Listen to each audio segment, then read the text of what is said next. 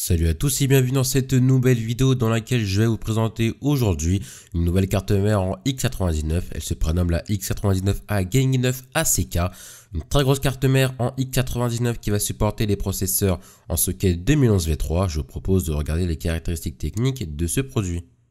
On va s'intéresser aux caractéristiques techniques qu'embarque cette carte mère. On va retrouver une puce Streaming Engine qui est sponsorisée par Avermedia, donc c'est ce qui va vous permettre de streamer en utilisant cette carte d'acquisition. On va voir que la carte supporte le multi-GPU, de la DDR4 jusqu'à 3200 MHz en overclocking, une fonction OC Genie ainsi que plusieurs USB 3.1, donc type C pour avoir des débits vraiment optimales. On va s'intéresser à cette carte mère et on va retrouver dans un premier temps un socket en 2011 V3, donc pour accueillir par exemple un 5930K comme j'avais ici.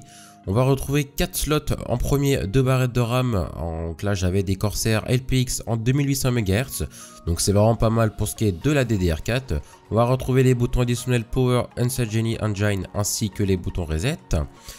On va retrouver tout simplement les 4 autres slots de barrettes de RAM ainsi que les différents refroidissements d'échappatoire pour le CPU, donc ça c'est pour les VRM, ainsi que les 4 slots PCI qui vont nous permettre de mettre vos cartes graphiques.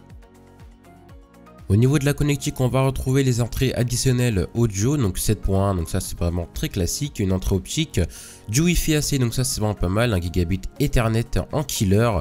On va retrouver 2, 4, 6, 8 USB 3.0 ainsi que 2 2.0, un bouton Clear CMOS pour reset votre BIOS, ainsi qu'un port PS2 pour vos anciens périphériques, clavier et souris.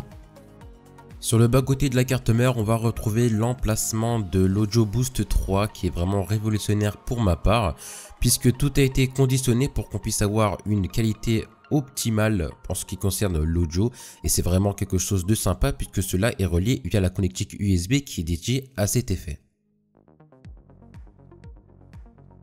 En conclusion, c'est une carte mère qui est vraiment assez complète dans l'ensemble, puisque là je vous pose une photo dans laquelle j'ai pu bencher cette carte mère avec un 5930K, un slide de GTX 660 et bien évidemment 16 Go de DDR4 en 2800 MHz que j'ai pu overclocker à 3000 et le CPU à 4,7, 4,8 GHz, donc c'est vraiment impressionnant comment elle tient l'overclocking, et ça c'est vraiment quelque chose que je apprécie énormément pour les cartes mères qui supportent vraiment ce type de capacité.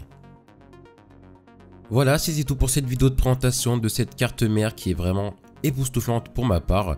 Une petite présentation rapide qui était nécessaire à mon goût puisque c'est une carte mère qui mérite vraiment d'être découverte de plus en plus au grand public. J'espère que cette vidéo vous aura plu, n'hésitez pas à la partager sur vos réseaux sociaux respectifs et en attendant je vous dis à très bientôt pour de nouvelles vidéos. Salut à tous.